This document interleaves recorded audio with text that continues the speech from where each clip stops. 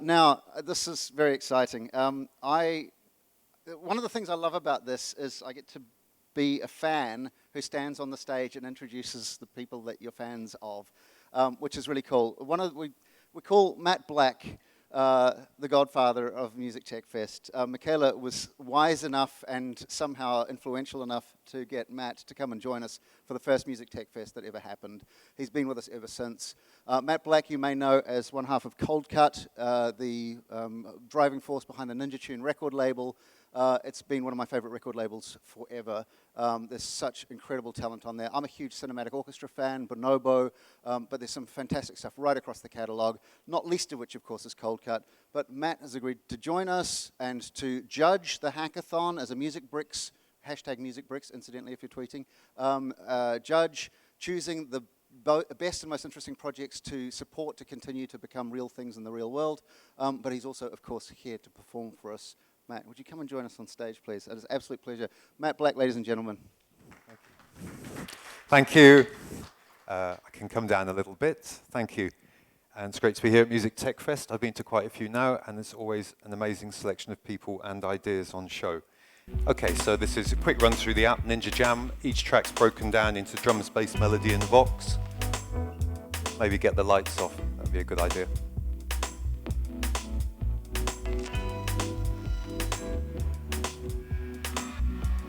I wondered what that keyboard was. Drums, bass, melody, and vocals. That's a bit more like it. But it needs to be flipped.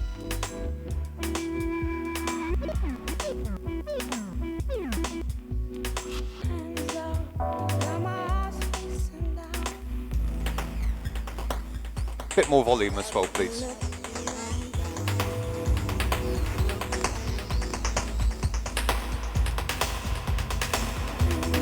So this is a kind of combined XY. I know, okay, what if I do that? Is that better? Yeah, a bit more like it. Okay. XY controls. Yeah. Okay, I can manage that.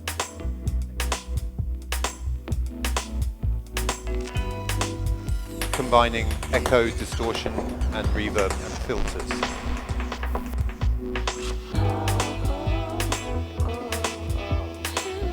Let's have a look at these one-shot samples. Let's just break it down to just the drums. I'll go back to the main screen actually so you can see how the basic idea works, which is switching between these different clips. And each one cuts in as soon as I press it. Bit more volume on the music, I think, please, mate. Mr. Soundman. A little bit more. That's better. Okay, yeah, let's check out some different drum clips.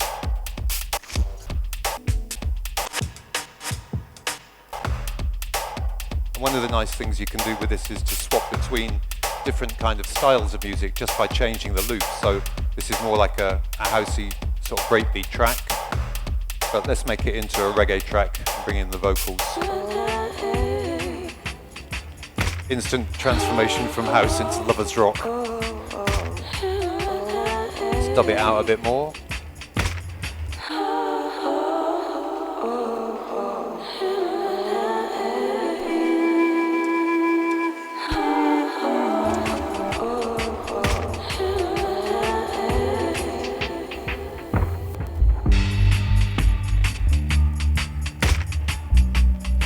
Okay, the Macs return to life, that's good news.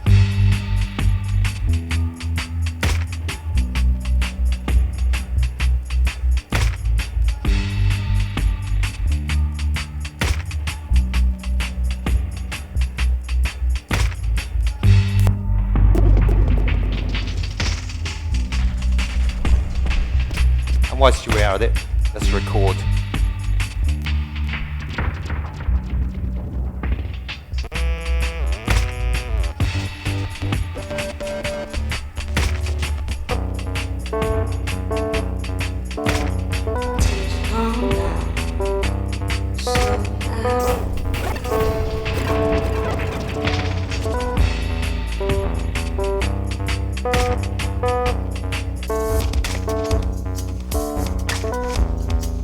now let's have a quick look.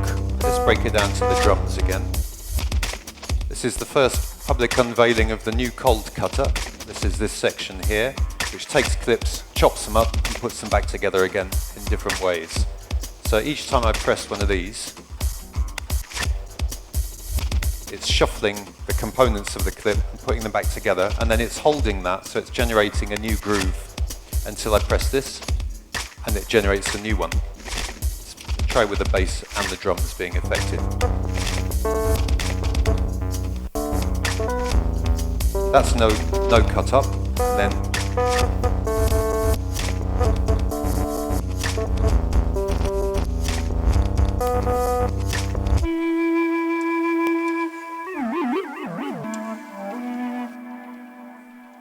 okay, and then when we finish recording, we can share it to SoundCloud, audio copy, you can email it and export it in a couple of other ways.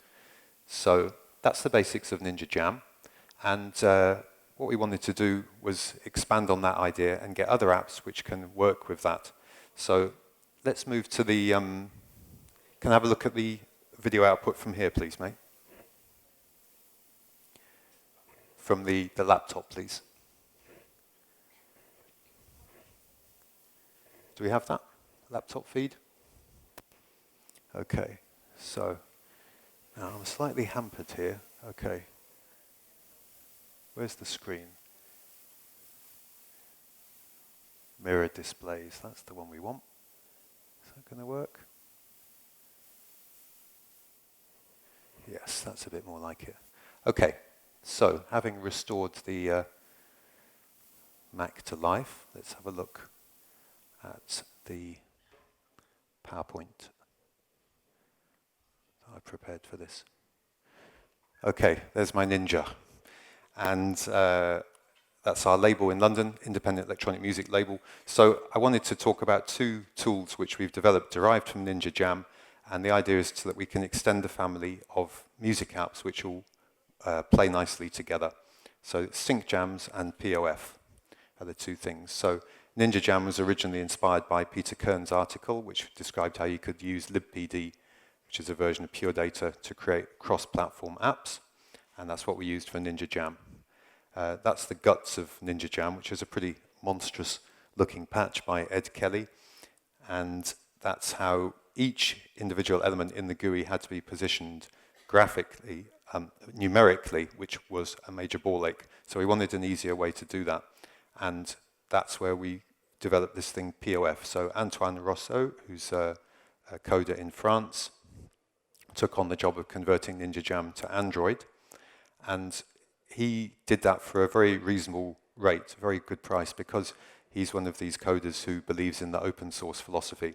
So by converting Ninja Jam to Android, to do that, he developed this tool POF to build the GUI for Ninja Jam. And so it's like an extension to PureData that makes it easier to put graphic interfaces like the one we were looking at together. So that is something that is now available for anyone who wants to use for building PureData apps, which I've already bumped into quite a few people at the TechFest who are into PureData, and that will be useful to them. This is another view of the new Ninja Jam for Android screen, where you can have all the screens we were looking at before on screen at once, which will be handy. So I wonder if we can have a look actually at what that looks like on an Android device. Let's have a look. And yeah, if, Mr. Sandman, if we could put up the other two line channels, please. And okay, so this is a player app. And if we could go to the camera now, please. Go to the camera. Okay. So what we've got is a player which can load some example PureData apps with the open frameworks with the POF interfaces, and that player's running on Android. So here's a nice example patch. Could we have a bit of sound there? That should be coming out of one of the input channels. It should be going woo, woo, woo. No, it should be. Should really be there. Okay, I'll tell you what. I can do, I'm going to need all of them in a minute. Take them down, then I'll just swap it for the moment, all right? Are they down? Don't want to hurt people's ears. Okay. All right, bung that one up, see if we've got anything there. Okay. And I'll try and angle this best. So just a simple demonstration, but it's quite sophisticated because we can have multi-touch. And we can have nice colors. So if you've ever tried building an interface for PureData, it's just lots of little boxes with black type in it, and so this makes it a lot more funky. So that shows that's running on Android, and we've also, Ant1 in the last couple of days has just compiled it for iOS and for OS X. And yes, you can't see that very well, but I was just discussing with Dubber. Okay, we can go back to the laptop on the screen now, please, mate. There's going to be a new page going up at musictechfest.org/links. musictechfest.org/links, and that's where we'll post up all these links from this talk and perhaps from others as well. That'll be a good way for people to be able to pick up on what we're doing at the festival and get further information. That can go on the screen as well, please. So at the moment, it's all up on GitHub, and we're just kind of cleaning it up at the moment. So there are examples there, but if you just wait for a little while, I think inside a week or so, we should have some sorted Xcode projects and things that have got all the assets together in one place. So it's easy to take some examples and then start building your own stuff. So that's POF, and let's make some funky new apps. And wouldn't it be fun if all those apps could actually play together and sync together? And that's the idea of SyncJams, which is another bit of open source technology, which we've kind of spun out of the Ninja Jamm project. Again, Chris McCormick was the coder. He was from RJDJ, who I always like to credit as being a business and a family who developed a software system, which, although it wasn't commercially that successful, laid the groundwork for a lot of other app work which has come on top. So respect to RJDJ. And similarly, Chris has an open source mentality and was motivated to create an open source solution to getting music apps to sync together, and we're calling that SyncJams. So it's about syncing devices together, but it's not just about BPM sync. There's also the idea that musicians on different devices should be able to know what key is being played, what scale and what key is being played. And often if one's just jamming away, the easiest thing is just to keep on one chord or one scale, because no one knows when to change. Unless everyone changes at the same time, it becomes a bit of a mess. So the safest thing is to stay on one chord and one scale. But that gets a bit boring. Jazz musicians get around that by having certain songs which they all know, the standards, and so that they know what the structure is, and then you can improvise within that. But that also has its limitations, as does having a normal score. So I think a way in which players on electronic devices can inform each other what the key changes are, and in fact even switch those automatically over the network will be quite interesting. It's based on OSC, it's based on the Quake philosophy to just only send the necessary data. Things like MIDI sync are a very wasteful use of resources, because actually we're not changing BPM most of the time, so you don't need to be clogging up the system with a load of unnecessary data.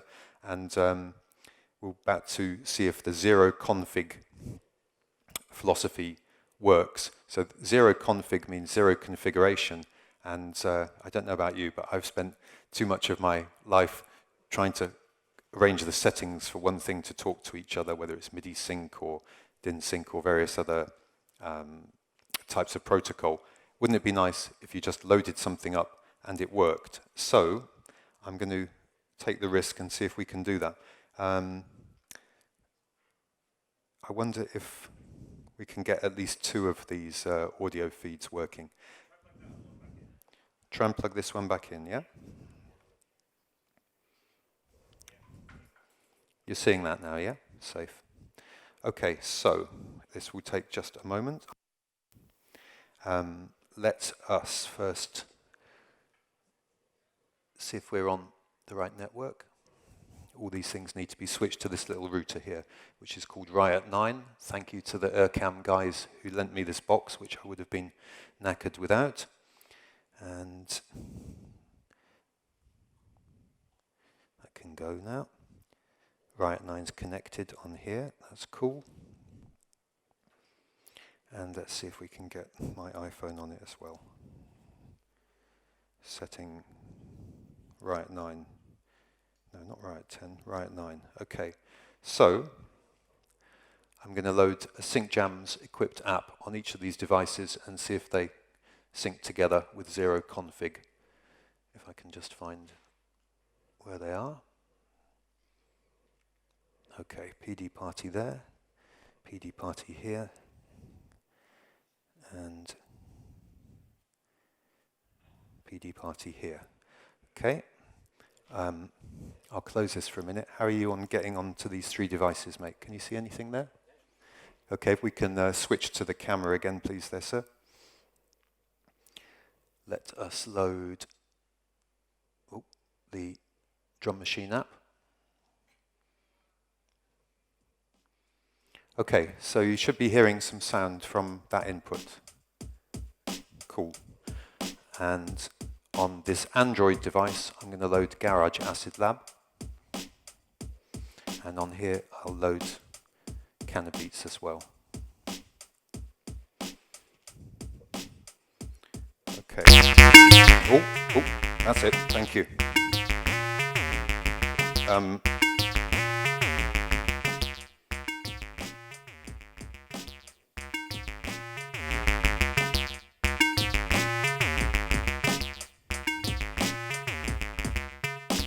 Okay, so here's the iPad on the iOS. Here's the Android making the acid noise. And if I change the BPM on the iPad,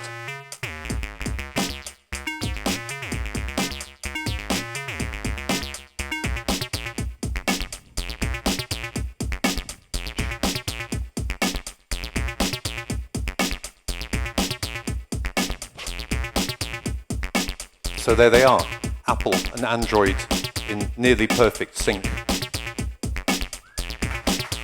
Thank you. And the best part was that I didn't have to mess around with IP settings or addresses or anything like that. It just works. And so that is how things should be. It's not perfect yet. Let me just freak out a little bit on this. This is called Garage Acid Lab.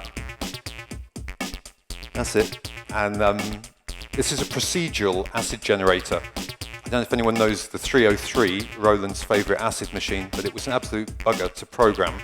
And then all these simulations of the 303 have come out. They were all very difficult to use as well. I just prefer this. Hitting new acid keeps generating new acid lines, and they're really good.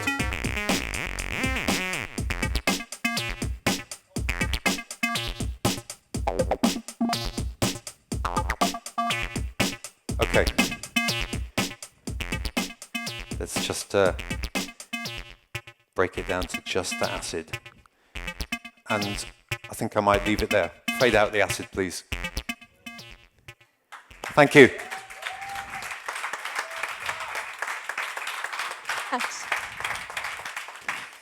Thank you, Matt. This man has been the godfather of the festival. He's been there since May 2012. Something like that. So that's been a long time. And a long way still to go. And we've been seeing all the evolutionary steps in this development, and he's so into doing all this kind of new apps and stuff. And every time we speak to him, he's on to the next project and the next project, and it's brilliant. But not only that, I mean, he's got a passion for this space. We know he runs one of the best labels around as well, some of the greatest artists, well, that we are huge fans of.